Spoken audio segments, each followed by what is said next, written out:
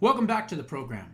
So, from the very beginning of this President Trump term, which should again be his third, I have been predicting that the golden age and the economy turnaround will be starting sometime around November, December of this year. And by the time January, February of 2026 rolls around, look out, it's going to be the best economy in American history. Well, I am still keeping with that prediction. However, could I actually be off and could it start even a little earlier? Now, recently there was job reports, and the job reports that came out were not as good as they were supposed to. Every single indicator in the market was a positive, except for one, the big one, the housing market.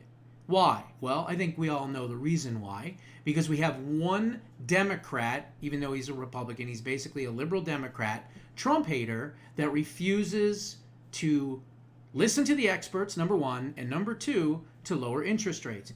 Every single indicator of the economy, from distribution to manufacturing to production to consumer confidence, all of it, inflation, gas prices, oil, everything, it's all trending in the right direction. But nothing can escape and blow up like we want it to if they will not lower the interest rates. The interest rates are what, drives consumer confidence. When the interest rates go down, consumer confidence goes up, spending goes up, people are buying more things, manufacturing, distribution, all of it. And guess what? That's when the economy expands.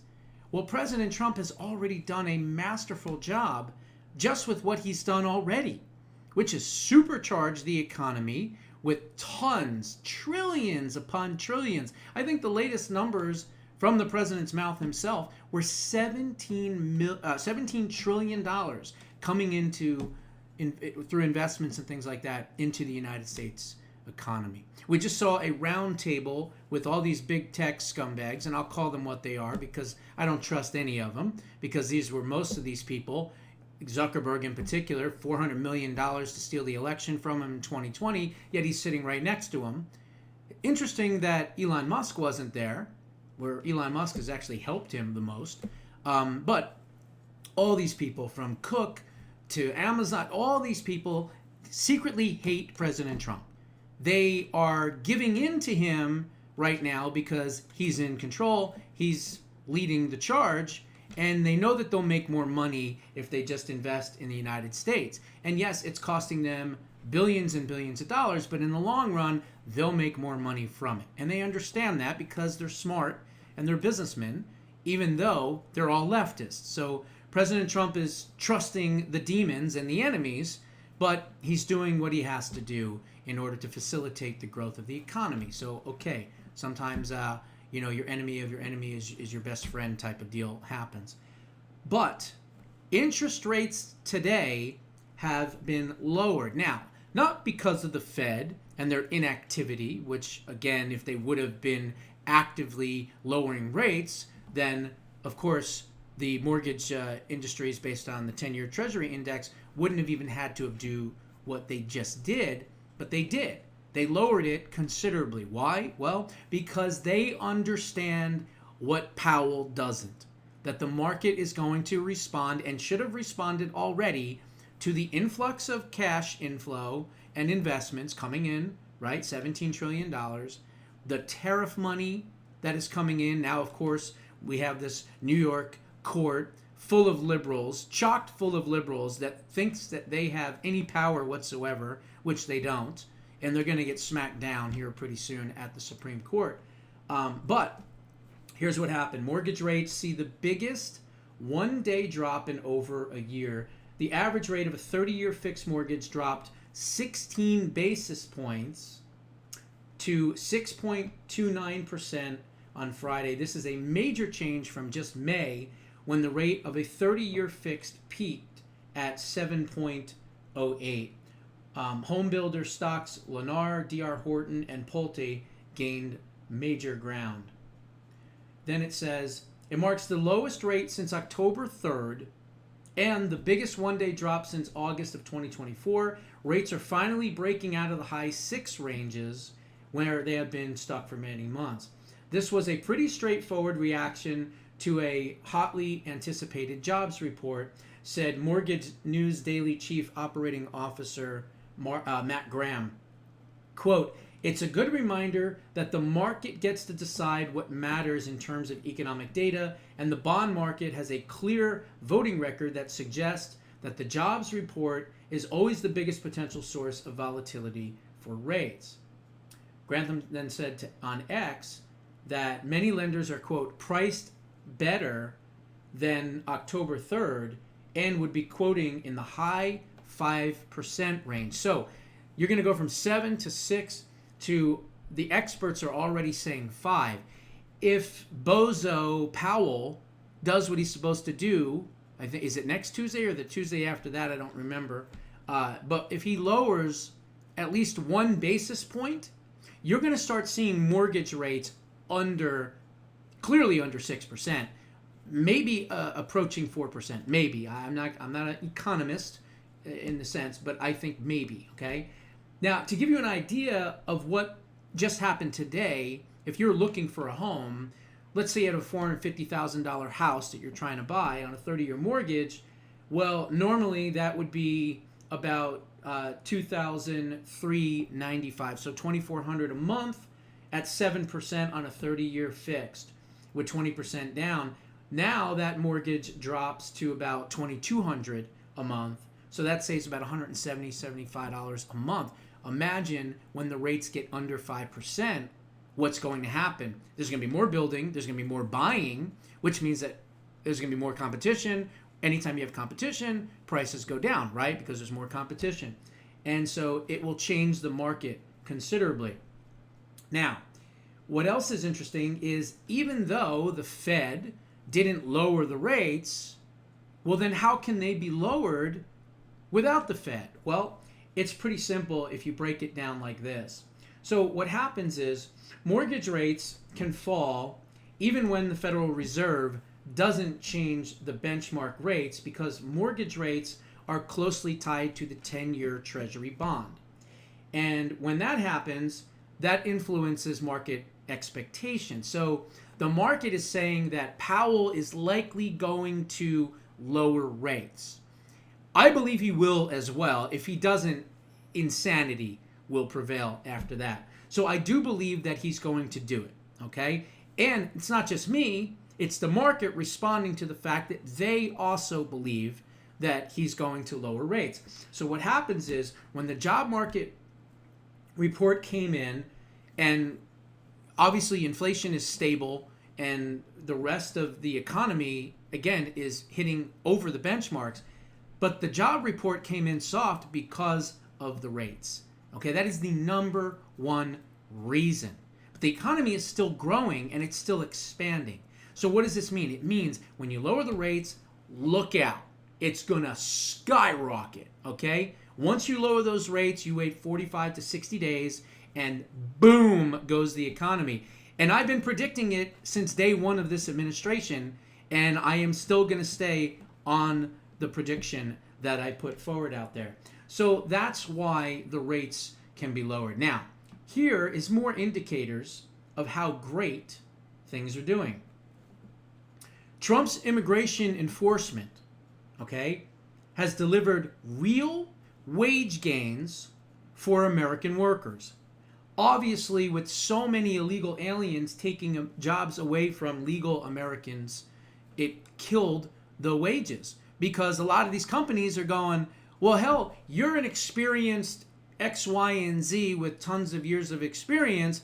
I could pay you $30 an hour or whatever it might be, or I can pay Javier half of that at 15, and he's going to work just as hard even though he's not here legally. And so the companies that were hiring these illegals were causing a lot of the problems. They were shooting their own foot, but also they were shooting the Americans' foot because they were forcing Americans not to be able to get these jobs, and instead they brought in and imported cheap labor, which is why another reason beyond the Democratic voter base that they would have with the illegals, but also for having cheap labor. And even Republicans are guilty of that. It's not just a Democrat thing. It's actually both. But listen to some of these numbers here. The early economic returns on President Trump's immigration enforcement are amazing. American workers are absolutely winning after decades of being told that mass immigration was an economic necessity. The data from President Trump's first 8 months in office, it's 8 months already? Wow, can't believe it. It's going quick, unfortunately. Tell a completely different story. One where reducing foreign worker competition translates directly into higher wages and improved living standards for native-born Americans. The numbers are stark and revealing. The foreign-born workforce has contracted by nearly 1 million workers since January, according to the Bureau of Labor Statistics data released on Friday. This represents a complete reversal of that 2024 trend where foreign-born workers provided essentially almost all U.S. job growth, adding over 2 million positions to their ranks. So basically, the Otto Penn administration, and this is how Democrats work and the establishment works, we want cheap labor, bring in these people, open the floodgates, give them jobs. If they're working and they're paying taxes and this and that, they'll be eventually become citizens, and then we can get rid of the native-born. If you don't think Democrats want to get rid of the native-born Americans, you're crazy. Just look at Europe. Europe has done the exact same thing. These immigrants that have poured into Europe and through the European Union and everything else, all of these different countries that are now suffering from knife attacks and no-go zones and out having more children than the natives and everything else. What do you think's happening? They're now the majorities. I mean, every single mayor in every single area around London is a Muslim. Every mayor. Okay? There's not one that isn't. How did that happen? Well, by unmitigated immigration coming in and replacing the native-born people. Not anymore. President Trump is not going to let that happen. So what happened when these foreign workers, the flood was turned off? Well, exactly what basic economic theory would have predicted. Wages went way up and rose meaningfully. The labor economics of immigration enforcement. Average hourly earnings have jumped 1.8% from January to August, an annualized growth rate of 3.4%. But the real story lies with production and non-supervisory workers, the 80% of the workforce most likely to compete directly with foreign-born labor. Their wages have risen 2.0% over the last 7 months, annualizing to 3.4% growth. These aren't just nominal gains being eaten away by inflation. No, these are consumer prices rising 1.2% over the same period. American workers have seen genuine purchasing power increases. Production workers alone have gained nearly 0.8 percentage points in real wage growth, meaning their paychecks buy more goods and services than they did at the start of the year. So, what does all this mean? Well, it's pretty simple. The golden age is upon us. Has it started yet? Technically, yes. Are we seeing all the fruits of the labor of everything that Trump has done since January 20th? Not yet. But trust me, folks, it's coming. Those are my thoughts. What are yours? Put them down in the comments below.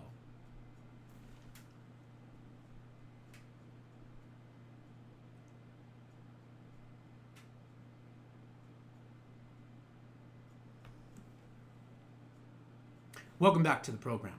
Okay, so one of the reasons I'm doing that is one of you, you know who you are, didn't like the abrupt stops, so I'm now adding those in just for you, okay?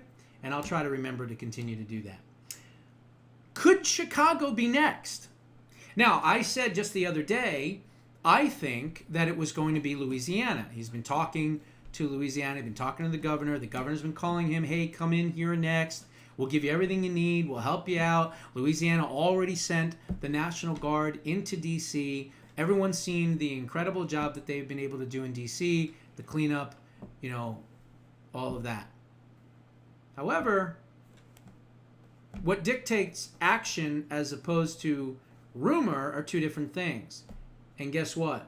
Federal agents have been seen adding equipment and arriving in Chicago for what should be their next immigration crackdown. This is surprising to me because honestly, I thought he was going to go red state, less pushback, more cooperation. Let's clean up some red state blue cities and then move on to the real tough ones where you got to have lawsuits and all this other stuff.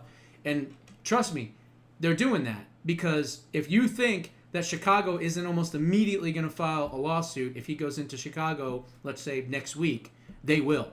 Okay? And it's going to go through the courts and all this other stuff, and it's going to be a disaster. But as we talked about last night on Full Throttle, if he goes in now, then it's going to be a lot better than waiting till 2-3 months from now or whatever it might be, and then going through the courts and not even being able to do anything until months after that. So it's smart that he's actually doing it now. Tough talk and threats of a lawsuit by Illinois Governor J.B. Pritzker and Chicago Mayor Brandon Johnson have not slowed preparations for illegal immigrant roundups by the Trump administrations in the Windy City.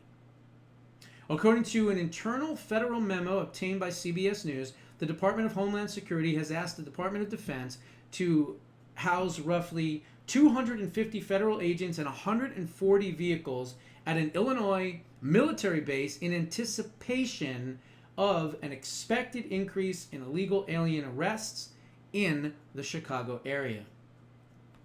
CBS News reported in a request for assistance to the Department of Defense, a top Homeland Security official indicated the Naval Station Great Lakes, the largest military base in Illinois and the Navy's largest training station, would be used as a staging area to oversee removal operations in the metropolitan Chicago area targeting illegal immigrants suspected of being in the United States. The memo called for portions of the naval station to be used by Homeland Security agents as a command post and tactical operations center, citing the infrastructure at the base and its location near a highway. It also requested storage for medical supplies and less lethal munitions. The station is located on Lake Michigan, 38 miles north of downtown Chicago. Equipment and personnel began arriving there earlier this week, a source told the network. The crackdown could last for weeks, suggested by the memo's request to use the base for 30 days. Remember what I said last night? When it comes to the Home Act, you're only allowed to go for 30 days, and then after that, it's congressional authorization after that. But D.C. is different, which is why they announced that they're going all the way to November 30th. And hell, they can go further. They could go to 2026, 2027, 2028. Doesn't matter.